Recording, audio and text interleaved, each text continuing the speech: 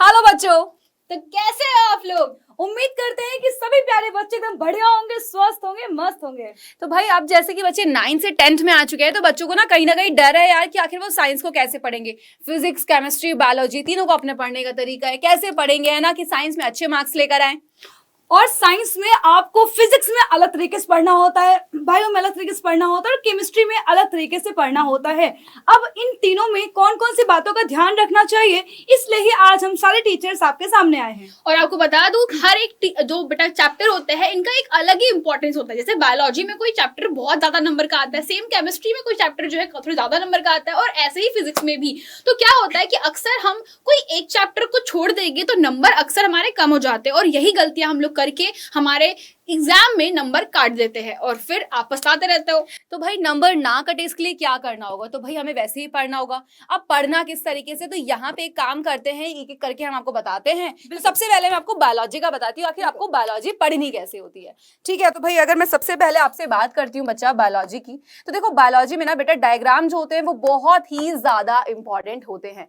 अक्सर बच्चे जो गलती करते हैं वो यही करते हैं कि वो डायग्राम की प्रैक्टिस जो है वो स्टार्टिंग से नहीं करते हैं। ठीक है, अब डायग्राम की बात करूं तो बेटा बोर्ड एग्जाम में बनाने के लिए भी ये डायग्राम आपके आते हैं। ठीक है, चैप्टर आपके जो है बेटा मुश्किल से आपके, अगर हम बात करें जैव प्रक्रम, नियंत्रण एवं समन्वय, जीव जनन कैसे करते हैं, आनुवांशिकता एवं जैव विकास, हमारा पर्यावरण, ये चैप्टर आपके मेन इस बार कोर्स में है। एनसीईआरटी में यही है, बिकॉज प्राकृतिक संसाधनों का संपोषित प्रबंधन जो है एनसीईआरटी में देखोगे आप है ही नहीं।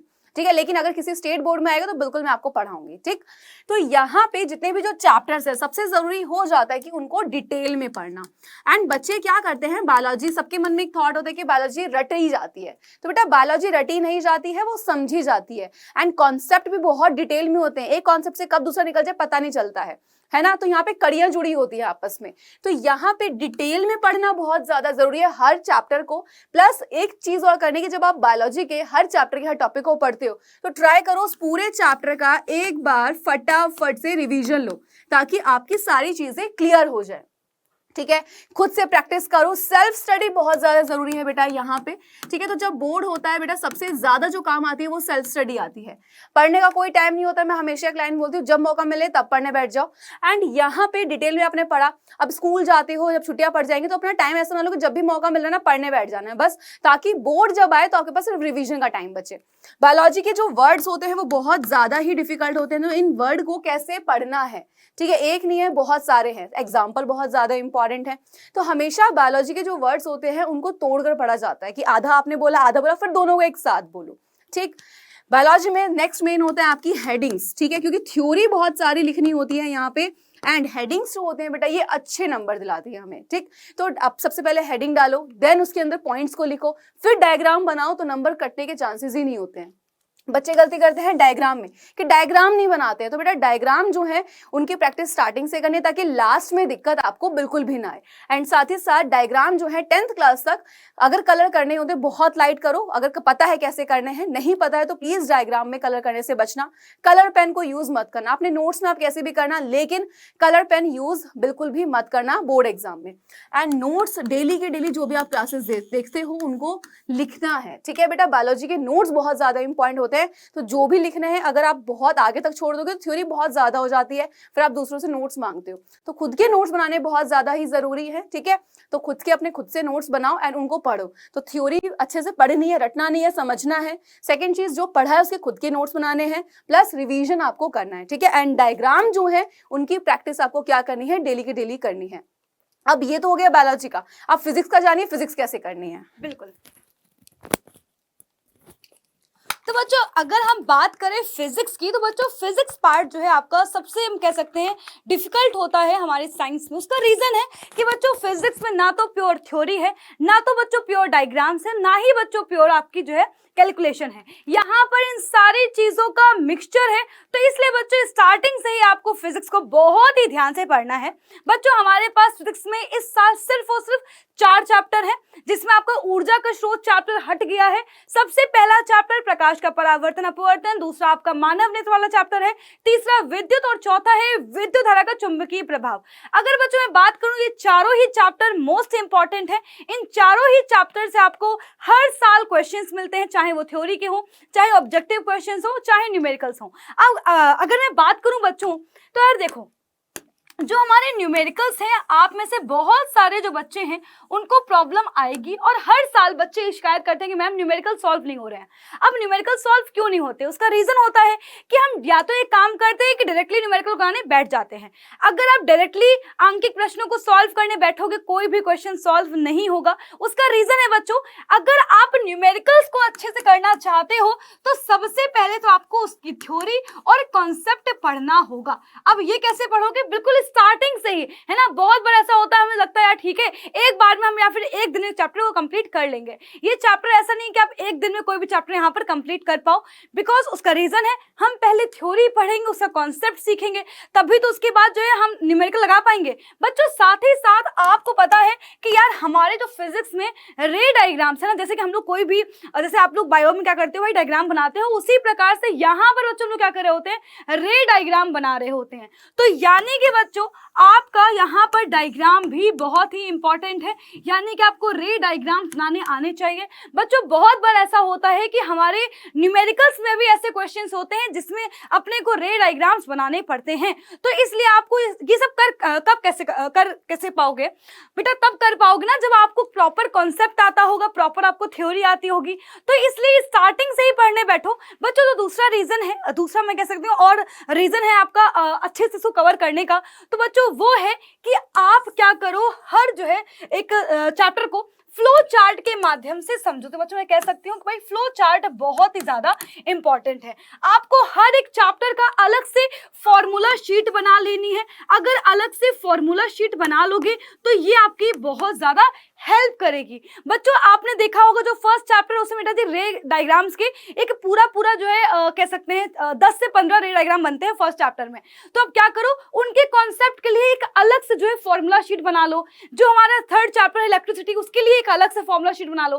तो यानी कि यहाँ पर हमें चैप्टर को पहले तो उसका कॉन्सेप्ट सीखना है, साथ ही साथ बच्चों कॉन्सेप्ट अगर आ जाएगा तो न्यूमेरिकल भी हमसे सॉल्व हो जाएगा। न्यूमेरिकल सॉल्व हो जाएगा तो बहुत अच्छी बात है। अब बच्चों अगर हमें फॉर्मूले याद रखने तो हम क्या करेंगे, उसके लिए एक अलग से फॉर्मूला शीट बना लेंगे और बच्चों वहां पर हम इसको क्या करेंगे, रेगुलर बेसिस पे रिवाइज करेंगे। और बच्चों देखो क्वेश्चंस की प्रैक्टिस, एक चीज बच्चों और है, फिजिक्स मांगती है प्रैक्टिस।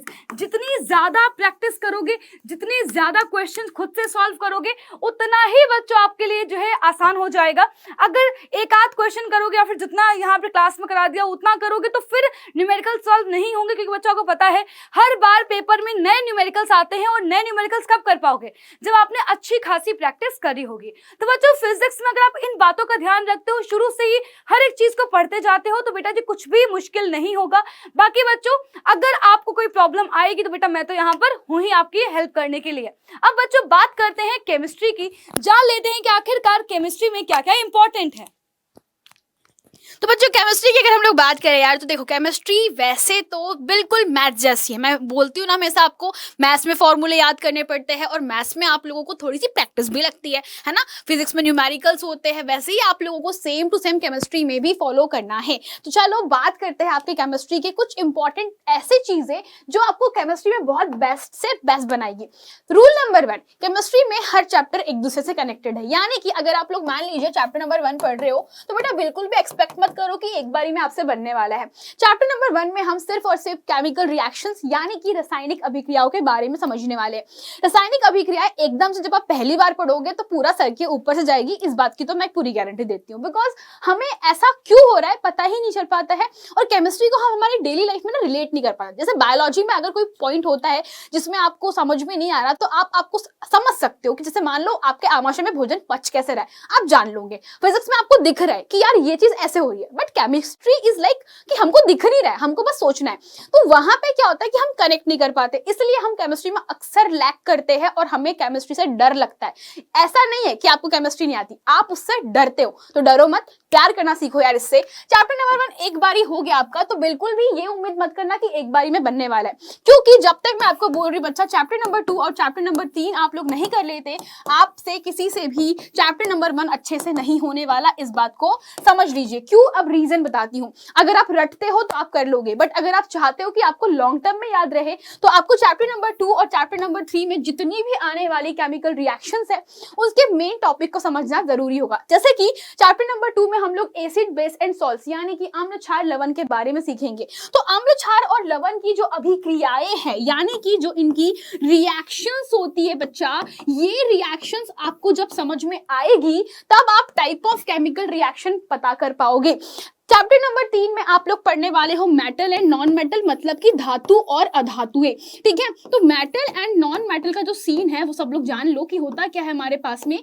यहाँ पर हम प्रकृति पढ़ेंगे कि मेटल्स और नॉन मेटल्स यानी धातु और अधातु कैसे किसी अदर केमिकल से, किसी अदर पदार्थ से अभिक्रिया करेगी तो क्या बनाएगी।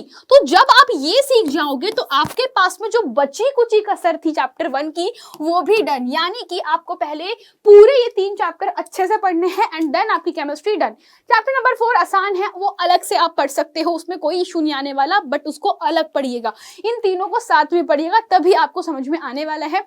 सबसे इंपॉर्टेंट चीज आप लोगों को फॉर्मूले शीट जरूर बना लेनी है, यानी कि केमिस्ट्री में सबसे इंपॉर्टेंट चीज होती है फॉर्मूला शीट।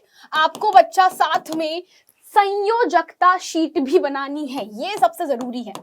आपको हर किसी तत्व की संयोजकता पता होनी चाहिए, आपको आयनों के बारे में ज्ञान जरूर होना चाहिए कि आयन क्या होते हैं, आयन कैसे होते हैं। इन तीनों की शीट अपने जिस भी जगह पे पढ़ाई कर रहे हो वहां पे चिपका दो और फिर बच्चा आप देखोगे कि आपकी केमिस्ट्री पहले से बहुत इंप्रूव हो गई है और देन आप केमिस्ट्री में अच्छा स्कोर भी कर पाओगे। दैट्स इट बच्चा, केमिस्ट्री के लिए इतना बहुत है।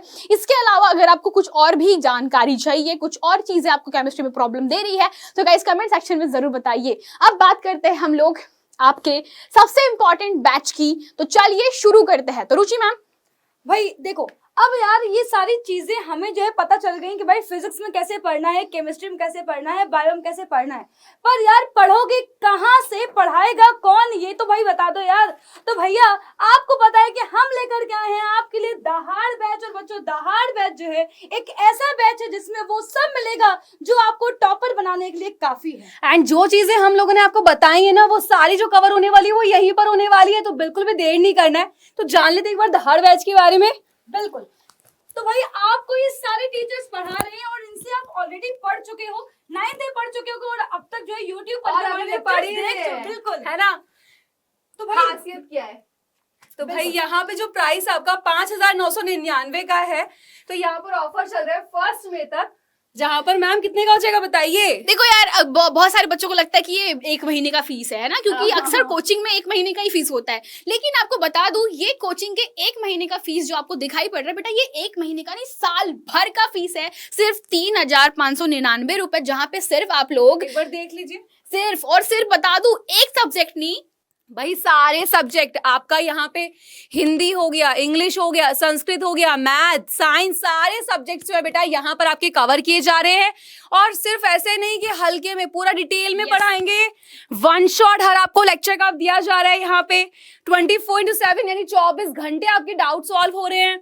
और भाई यहाँ पे एक्चुअली होता क्या है कि जो आप देख रहे हैं लाइव सेशंस, जो सेमिनार हैं, तो आपके ना बहुत सारे क्वेश्चन होते हैं मैम 10th के बाद क्या करें, मैम ये कैसे बनते हैं, मैम ये कैसे बनते हैं, तो इन सभी सवालों के जवाब हम यहाँ पर आपको देते हैं। इसके अलावा भी एक्स्ट्रा फीचर्स है जो कि बताइए मैम। तो आपको बच्चों मिलेंगे मोस्ट एक्सपेक्टेड क्वेश्चंस की पीडीएफ, जिसको पढ़ करके आप कर पाओगे बोर्ड में टॉप। बच्चों आपको मिलेंगे चैप्टर टेस्ट ताकि आपके पहले से ही प्रैक्टिस हो पाए। आपको बच्चों टीचर स्लाइड्स भी मिलेंगे, आपको होमवर्क भी मिलेगा डेली। मॉक टेस्ट बच्चों, मॉक टेस्ट मतलब ये कि बोर्ड में पेपर आखिरकार आता कैसे है। बच्चों आपको प्रीवियस ईयर क्वेश्चंस की भी पीडीएफ प्रोवाइड करेंगे हम, ताकि आप जो है बिल्कुल वैसे ही प्रैक्टिस करके जाओ जैसे बिल्कुल बोर्ड एग्जाम में क्वेश्चंस आने वाले हैं। एंड साथ ही साथ मैम ये तो बता दीजिए कि आखिर इनको करना क्या है कोर्स लेने के लिए। और याद रखना जैसे कि बोला है कि 1 मई तक ऑफर है, तो अगर आप ऐप से कोर्स को लेते हैं तो आपको क्या करना होगा, जब आप ऐप पे पेमेंट करेंगे तो प्राइस को कम करने के लिए आपको कूपन कोड का इस्तेमाल करना है। और ये कूपन कोड है आपका दहाड़। ठीक है, तो जैसे ही इस कूपन को आपका जो कूपन कोड है अप्लाई कर देंगे तो 5,999 से घट के प्राइस हो जाएगा सीधा 3,599 रुपए। और आपने करना क्या है, सिर्फ और सिर्फ 0124-715-8250 पे कॉल करना है और साथ ही साथ आपको डिस्क्रिप्शन में लिंक दिया हो, गूगल फॉर्म को भी फिल कर देना है। हमारी टीम आपसे कांटेक्ट कर लेगी। तो ऑफर सिर्फ 1 मई तक है, फटाफट से जाओ एंड अपने कोर्स को लेकर अपनी पढ़ाई शुरू कर दो यार। तो मिलते हैं दहाड़ बैच की क्लासेस में। Bye bye. बाय।